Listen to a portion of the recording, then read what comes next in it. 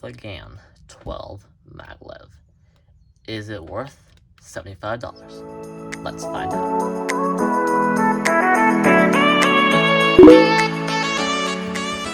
What is going on, everybody? Today I'm going to be reviewing the GAN 12 Maglev.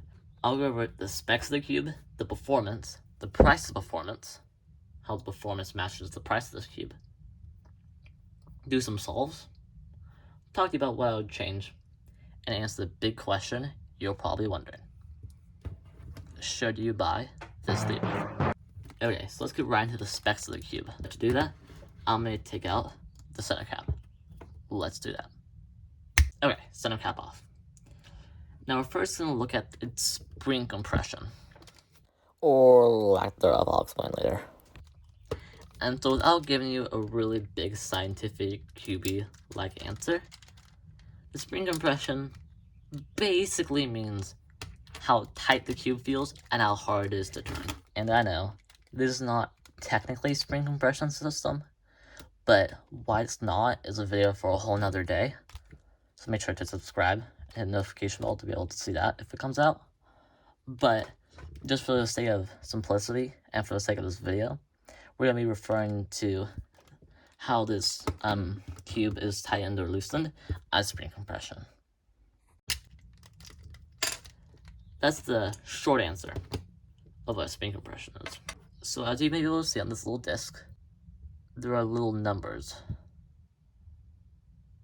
on this disc. And the smaller the number, the looser the cube is. Now, how to know which number the cube is on, you may ask. It's actually pretty easy. And then we take this little part out to show you guys. There are these little slots on this little disc.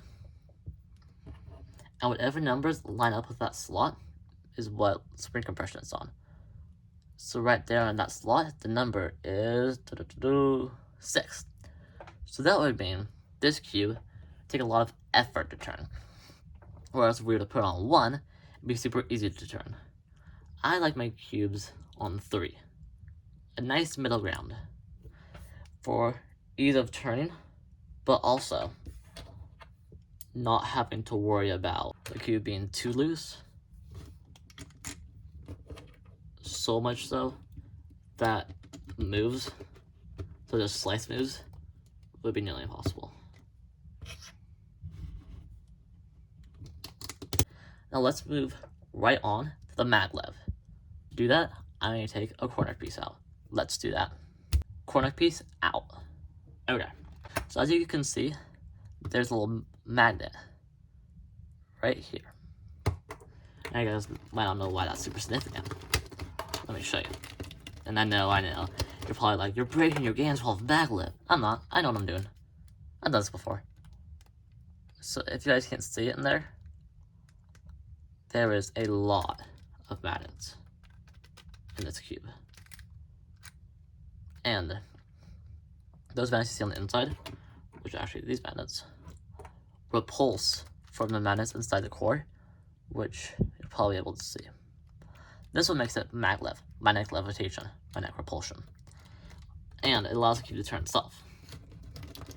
Now, a lot of people think this feature will be super significant, but from my experiences, it's not super significant.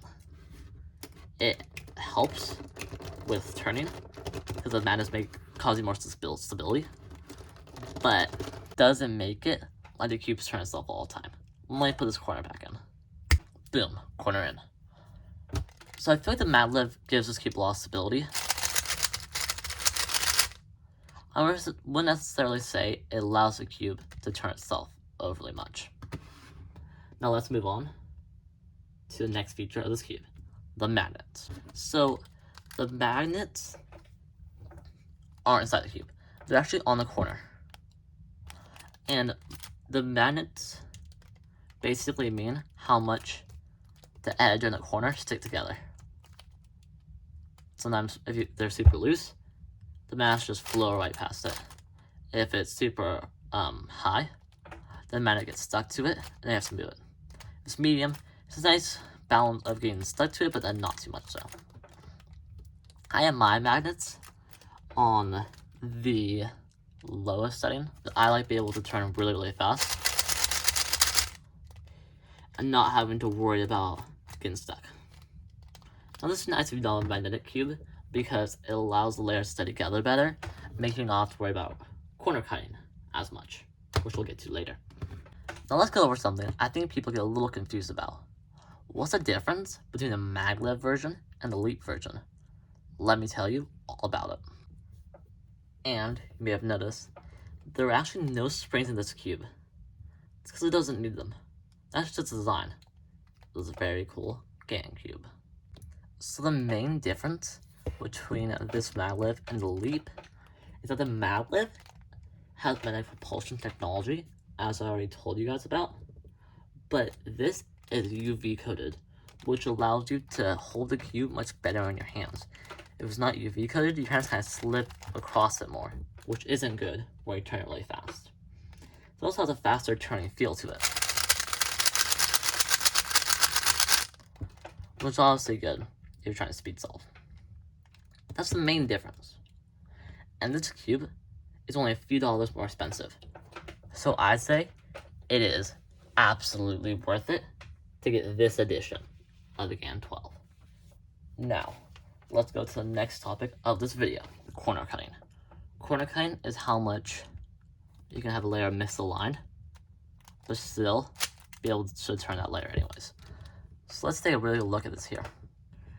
There's regular corner cutting, which is where you move the corner layer up. So let's look at that first.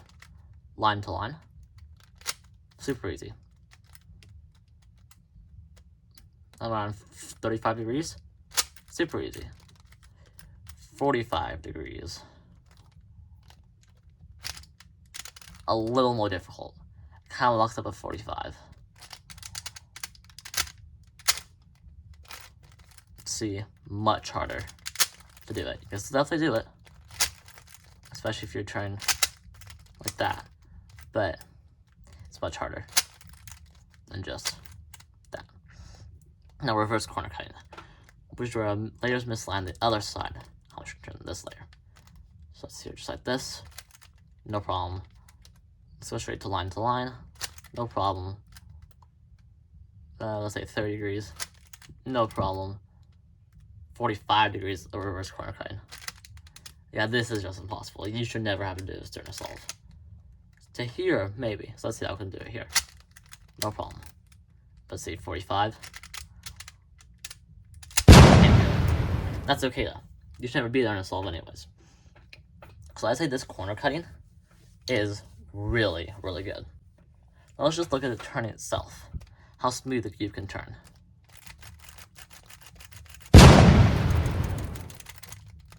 So you can turn very well. It's not standing and getting locked up like a regular Rubik's brand cube. You can do this on the GAN 12. But you try this on a regular Rubik's brand cube, you'd be locking up like every time you try to turn it. Now, let's look at the price of the performance. I want to do a little game and see how many points I give this cube. We have different areas for this cube. The reverse corner cutting, regular corner cutting, the turning, the magnets, or the fact that they're in, and the extra features. This is kind of summarizing what I just kind of went over.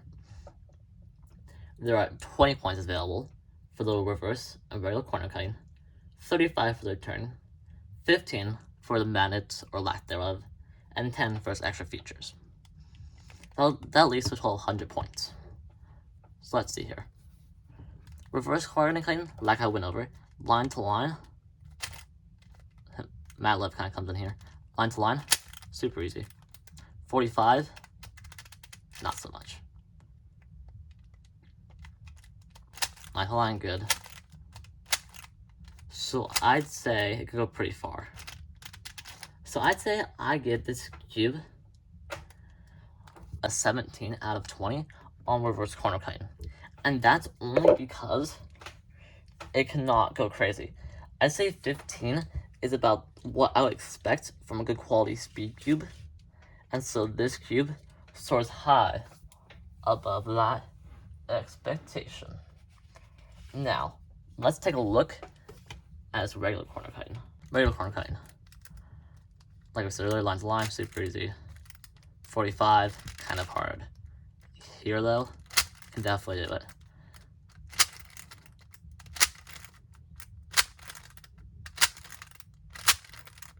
I think this cube is solid 18 out of 20. Because its corner cutting is absolutely superb. You should never get to where you can't turn like that during a solve. Now let's look at the turning one more time.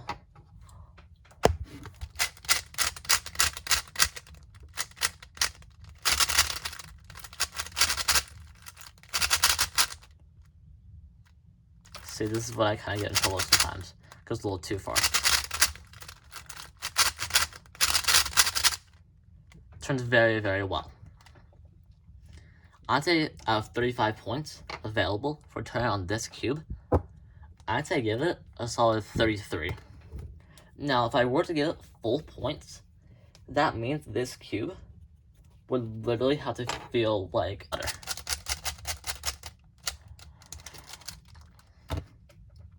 But I feel like this is a very good score for this cube. Now, magnets. I really like the customizability on these magnets, and the loose magnets, or lack of magnets, I feel like very much are okay, and so are the medium and strong. I think out of 15, I'm gonna give this cube 12 points, and that's because when the magnets are not much like turned on, it's still definitely a little bit clicking in.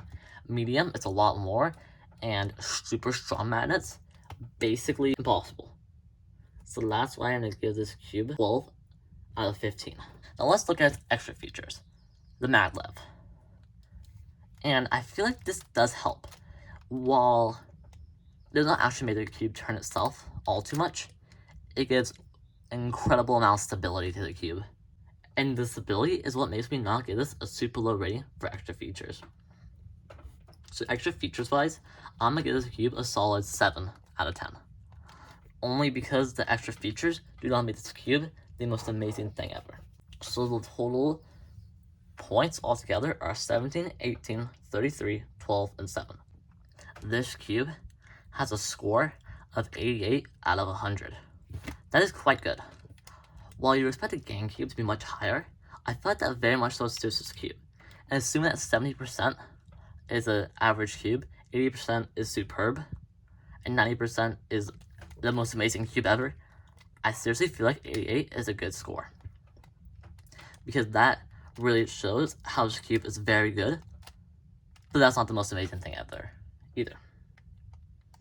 Let's do some solves with it. I'll kind of talk you guys through problems I have with this cube or things I really like about with this cube. Let's do that right now. So I did a few solves here. Honestly, parts are sped up because no one wants to sit around and watch me do solves. Oh, that is another series I have, Average of 5 quests. Find on my playlist page. This first solve went really good. I got a really good time for me, which I was obviously very happy with. I feel like the turning on this cube is incredibly good, and the maglev and magnets give incredible stability. Like I said, the corner cutting is very good. Rarely do I ever run into problems with it. Like I said earlier, I'm never at such a point where I can't turn it because of corner cutting. I think I might change this cube just a little bit though, in that maybe make the pieces smoother to turn, like not have such a like gritty almost feel to it. That's the only thing I would change, but obviously you can leave your cube too, which I might come out with a video on that soon. But yeah, very nice cube. Obviously got some pretty good times for me. So as you guys could see, the turn during all those solves was very smooth, and I had no lockups whatsoever. And that's very good. So even though this cube got only an 88, it's still a really good score, this cube still performs very well. Like I said, I had no problems with the cube itself. Shows my crosses weren't that good. I had a PLL hesitation. But I still feel that This cube performs extremely well. I feel like it's the best cube I've ever felt.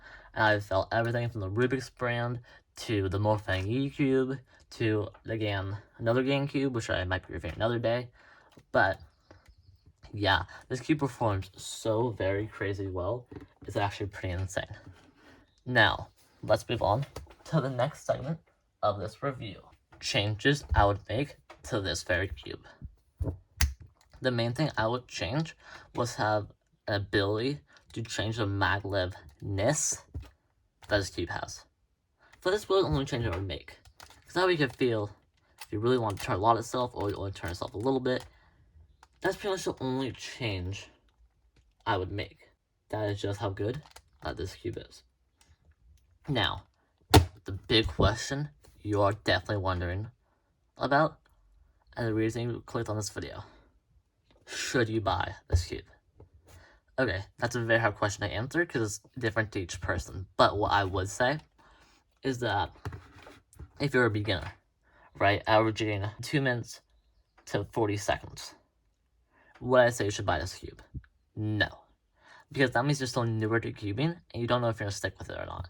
And you wouldn't want to spend $75 on something you might only use a few times. So instead, I would say buy like the RS3M or the Morphing E, or if you want just a regular Rubik's brand, try to get better at your skills, not necessarily your speed. I say if you're an intermediate solver, 40 to 15 seconds, which is where I am, I feel this cube is very good for you because you can still turn really, really fast and you don't need to worry about lockups. On the other hand, though, if you still know if you're going to stick with it or if you don't want to spend that much money, want to get your skills even better, then obviously this cube isn't for you. If you're an ultra advanced solver, 15 seconds or lower, yes, I would highly recommend this cube, and you should not try any other cube. Because this cube is just that good. So, 5,000 word answer or less. Beginner, no. Intermediate, kind of depends. Advanced, yes. So, thank you guys very much for watching this review. Share it with your friends, so that they know they should buy the Can 12 Maglev. We have a good day, like, subscribe, and see you in the next video.